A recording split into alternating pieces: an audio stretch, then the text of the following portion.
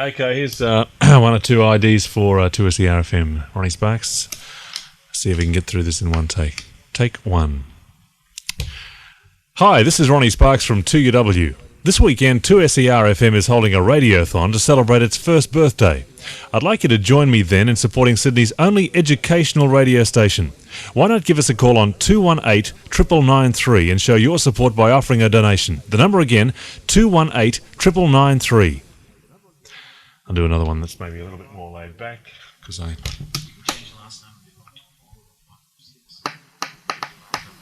The last number? 218 999. I see. Hi, this is Ron E Sparx from 2UW. This weekend, 2SERFM is holding a radiothon to celebrate its first birthday. I'd like you to join me then in supporting Sydney's only educational radio station. Why not give us a call on 218 9993 and show your support by offering a donation? And I'll do that again. Hope they don't run this tape. Hi, this is Ron E Sparx from 2UW. This weekend, 2SERFM is holding a radiothon to celebrate its first birthday. I'd like you to join us then in supporting Sydney's only educational radio station. Why not give us a call on 218 9994 and show your support by offering a donation? The number again, 218 9994. Okay, that's one. I'll do the other one now. I'd like you to join with me. Hi, this is Ron E Sparx from 2UW. I'd like you to join with me in supporting 2SERFM on its first birthday celebration. Let's do that one again. Hi, this is Ron E Sparx from 2UW in Sydney. I'd like you to join with me in supporting 2SERFM on its first birthday celebration. What we're gonna do right here is go back into time. One of the Soul Sisters from way back, 4BC Gold from 1965. Brr, brr, brr, brr. What a day. It's still cold outside. It's Ron E Sparx here, 3 at 2SM. The Great Gobble-Off, presented by 3XY. Welcome to Countdown. Thanks, Gav. Hi, ABC TV. I'm Ron E Sparx. I'm your host for Countdown tonight. 93KJ, Los Angeles. It's 12 o'clock in Southern California. From the Capital Radio Network, 6IX. The new 2UW Super Loop. This is Ron E Sparx in Memphis for the funeral of Elvis Presley. Triple M is Sydney's Rock of the 90s. Coming up on Channel 10's Police Camera Action tonight. John Laws has been beaten in the radio ratings by Today FM's Ron E Sparx. Newly crowned king of morning radio, Ron E Sparx. In breaking news, Sydney radio personality Ron E Sparx has been fired by Today FM. But wait, Ron, there's more. Hi, Sydney, I'm back. WSFM is my station. This is a Grundy television production for the 7 Network Australia. Ron E Sparx speaking.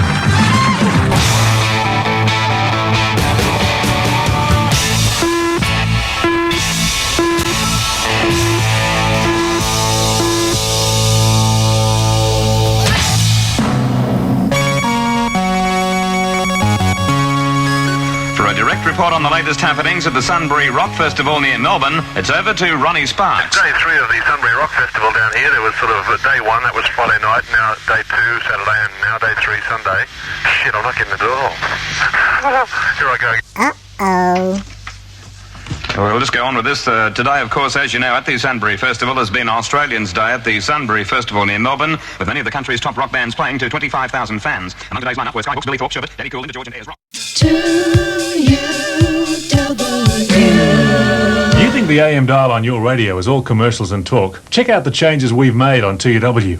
We promise to cut out the repetition and cut commercials to the lowest limit yet. We've taken both promises seriously. Now you'll hear at least 25% less commercials on 2UW. So next time you hear a song you don't like or a whole bunch of commercials all jumbled together, switch over and get an amazing new sound on your AM dial. Radio 11 2UW. The amazing AM. 93KJ, Los Angeles. Angeles. It's 12 o'clock in Southern California with Ron E Sparx doing it for you. And as we say in Australia, bonza, mate, and how you going, cover. So this is LA, huh?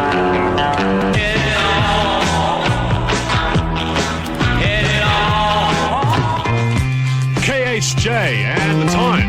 Let me see where the clock is in the studio. It's 5 minutes past 12 now, and this is Ron E Sparx from Sydney, Australia, broadcasting to LA today. I'll be presenting Australia's top record to you this afternoon.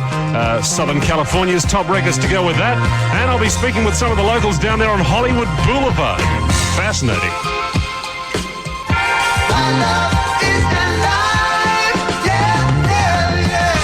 KHJ here with Ron E Sparx from Sydney, Australia. A little swap deal here with Charlie Van Dyke. He'll be broadcasting from Australia tomorrow morning at 6 on your good radio station here. Now to sing for Olympia Beer. I've got all the stars. Here's Jose Feliciano. I can remember myself. You gave us that great 1006 lotion to fight skin blemishes. Clearer skin. Dynamite tan with 1006 lotion. And 1006 Dermatan. That's 1006 Dermatan, available now at your nearest Skags. 93 KHJ. With Ron E Sparx from Australia playing the records for you this afternoon. I'm going to play Australia's hottest group shortly.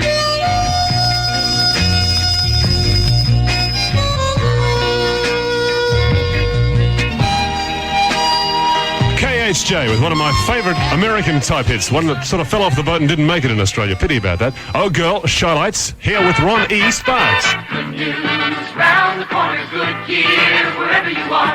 Good gear, good and close to home, so wherever you. You see, at Dial, we don't want you to like us just for our money. They tell me there are more than 60 Dial offices within the sound of this commercial. Look in the white pages of your phone book for the Dial office near you. Dial makes loans up to $15,000. Save $5 on the adult admission price at Magic Mountain on Friday, September 17th. It's Baby Ruth and Butterfinger Night. Stay tuned for details. This is Ron E Sparx on KHJ in Los Angeles, on exchange with Charlie Van Dyke. I'm from Sydney, Australia, and today I thought I'd take a look at the local colour. I took a microphone down to Hollywood Boulevard and Grauman's Chinese restaurant. From Fort Lauderdale, Florida. And what do you think of when I mention the word Australia to you? Of great land and a place I would very much like to go. Where are you from? New Jersey. What do you think of when you think of Australia?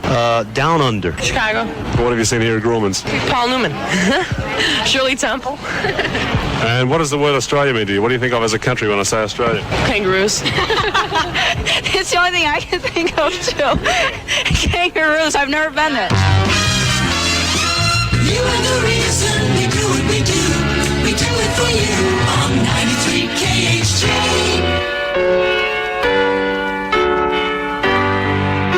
It has to be good. I just love your California sunshine. 65 overnight and overcast, partly cloudy afternoons at the beach, highs at 72. And for the weekend, sunny afternoons, highs in the low 90s, currently 74 downtown. In the valley at 75, 70 in Orange County.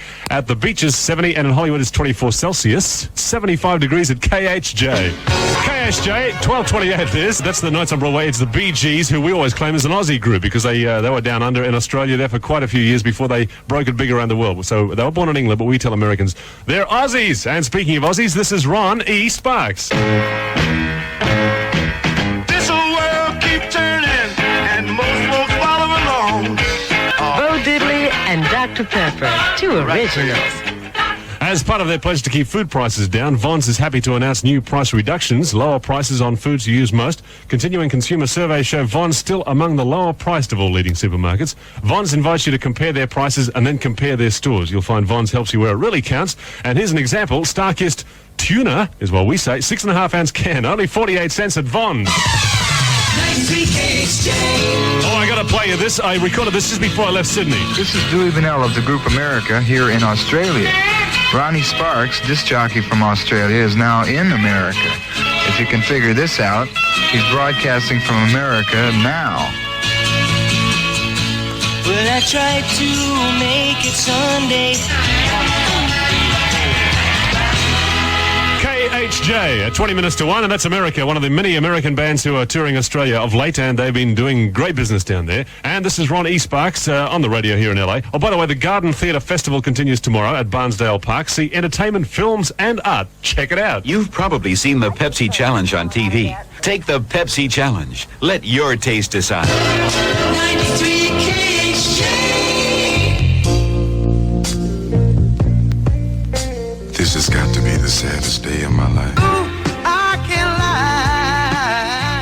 KHJ with the Manhattans. Kiss and say goodbye. This is Ron E Sparx, broadcasting in Los Angeles, and I've been spending the last couple of days broadcasting back to Australia too, on an exchange kind of thing with Charlie Van Dyke. Been getting around your city and having a look at it, meeting some crazy characters, like a guy called Filthy McNasty and some guy down on the strip called Art LeBeau. Also, there's been some great concerts on. I saw Frampton down in San Diego just last weekend. Average White Band have been on, and I'm looking forward to seeing Al Green and the Miracles, who are coming up this weekend, I believe, in your city. And speaking of music, I'm going to play one of Australia's hottest bands and a real rock record which features, would you believe, bagpipes in just a second. I'm sure it'll blow your mind. Phil. Yeah. Can I borrow a tape measure and your little calculator? Aren't you glad you used dial? 93 KHJ. Now with one of Australia's hottest bands. Would you believe these guys feature a guy who's about 4 foot tall and dresses up as a schoolboy? And they also feature the bagpipes on this great rock record. It's AC/DC. Long way to the top if you want to rock and roll. KHJ, it's 8 minutes to 1. My name is Ron E Sparx from Australia. That's one of Australia's hottest bands. They call themselves AC/DC. They love to boogie like most Australian groups. In fact, I think you'll find Charlie Van Dyke getting into that tomorrow morning when he kicks off his broadcast from Australia, from Melbourne, at 6 o'clock in the morning. It's pretty cool down there at the moment. Wintertime in Australia. I hope he took some long underwear. Right now in LA, the forecast is cloudy tonight. Low of 65 and the chance for sprinkles this afternoon. Maybe to get rid of the smog. Is that how you do it? In the valley, it's 75. Right now, 75 degrees in Hollywood. When friends and relations on summer vacations. The cowboy life. 93 KHJ. Boy, oh boy, you got some great music here in Los Angeles, and here's one group I've been turned on to today. Wild Cherry.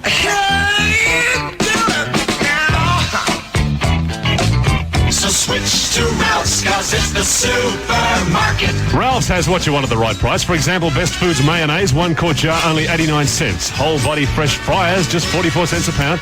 And large cantaloupes, only 12 cents a pound. So switch to Ralph's, the supermarket. Super buys at Ralph's, super folks at Ralph's. Get what you want at the right price.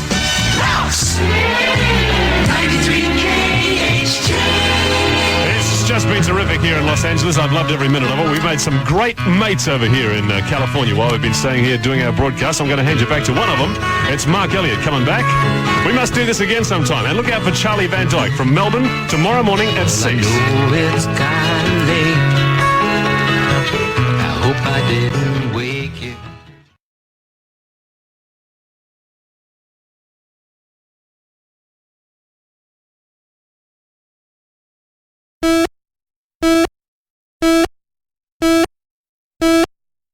It's Tuesday morning, January 18, 1977. News to car 2. Go ahead. Steve, could you head out to Granville? We've got a report of a train derailed. We don't know much about it yet. If you could head out there straight away. Okay, heading out there now. I'll call in once I get close. The first news of what is to become known as the Granville disaster. Yeah, it's 8:15 now. There's been a bit of a problem at Granville Station. Lloyd, what's the problem here? So if you could head out there straight away, Steve's already on his way. Okay. It's now 25 minutes past 8. 13 minutes since a Sydney-bound commuter train left the tracks near Granville Station and brought down a bridge. 2SM News is already piecing the story together. A reporter gets through to Granville Station. The train has overturned. How many people have been injured? We don't know yet. It's only happened about 5 minutes ago. Is it around a bend or something? Yeah, it's around a bend. And what's the scene now? Ambulance and police have just arrived, but station master's just gone up. During 2SM's 8:30 report with Steve Liebman, a courier driver in a live telephone call gives the first detailed description of the disaster scene. There at the moment. Oh, it's very sickening, to be quite honest. As you've already heard, the road bridge has completely collapsed on top. It crushed at least 1.5 carriages, and you can hear the people singing out from underneath, help, help, and they just can't breathe. Well, there's a white Tirana. Newsman Steve Blander, the first radio reporter to reach the crash scene, immediately begins drawing together a composite picture of the rescue operation. A railway worker tells him... First one's down here, we were working up here at the tavern, and when we went down there, with the section, we only hit that first section there, where the bridge has fallen right on top of it, and it's just a noise. You didn't have to... It's 3 hours after the train left the tracks. 2SM News is now running almost continuous reports from Granville. Heavy-duty mobile cranes are working flat out here at Granville Railway Station. Quite a few bodies trapped in pancake-like carriages after this accident. Members of the Sydney Rescue Squad work in impossible conditions as they struggle to free the dead, dying and injured from what's left of the carriage crushed by the falling bridge. The carriage has been completely flattened. All of the live persons have now been removed, or the ones we think are alive. We're pretty sure we know that we're alive, and the problem now is we've got to get the concrete off the carriage. There's nothing much you can say about it. It's just not the best working conditions at all. It's dirty. We'll get there. 2SM now has 2 reporters, news director Glenn Roach, 3 news cars and the Wales 2SM rescue helicopter at the disaster scene. It's 4 hours after the crash, and a survivor tells Tony Bartlett, I started to move forward in the carriage, and just at that stage the roof collapsed. I was knocked to the ground by the roof. As the drama wore on into Tuesday afternoon, the police strength had swelled to several hundred.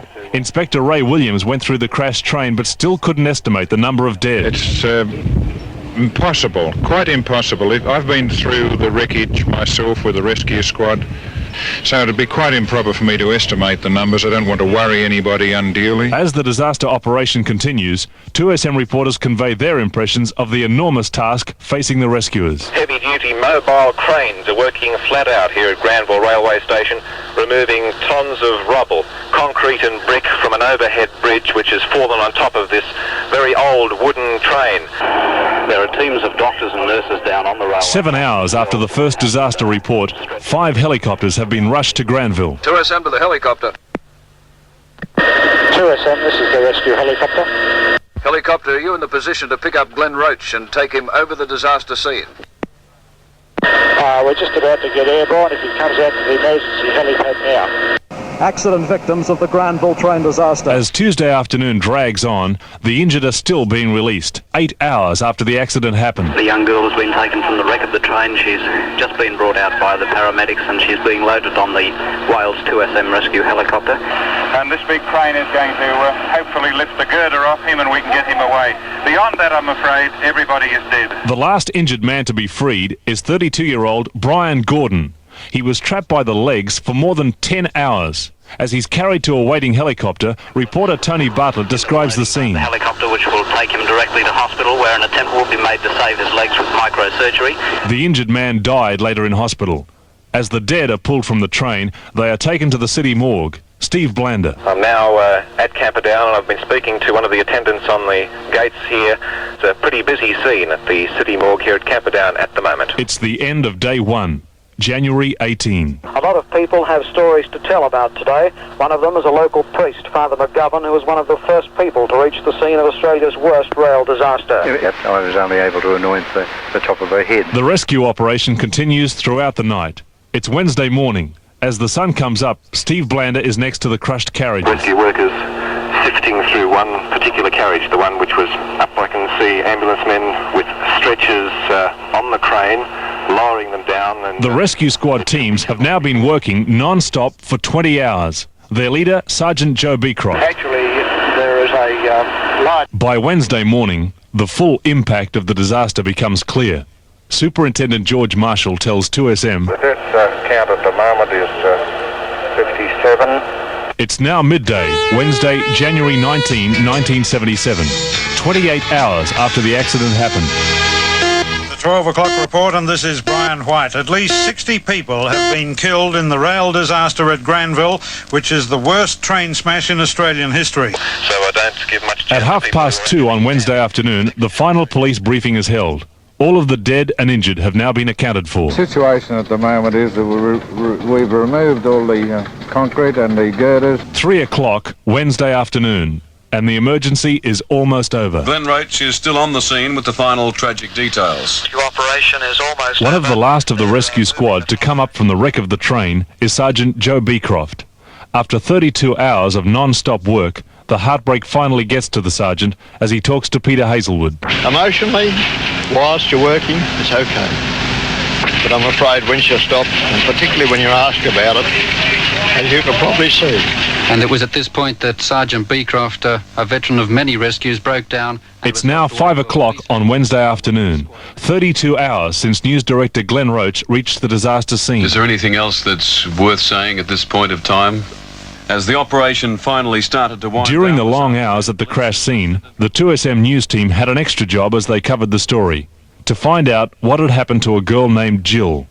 We finally found out, and news commentator Brian White explained. If there's been any extra compassion in the coverage we've been giving the Granville disaster, it's been because all of us here at 2SM have been waiting in fear of a personal loss.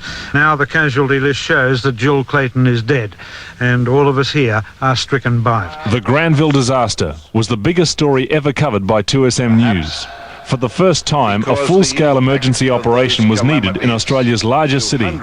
The last words on the disaster were left to men in churches across Sydney. For many, the shock thus sustained will always remain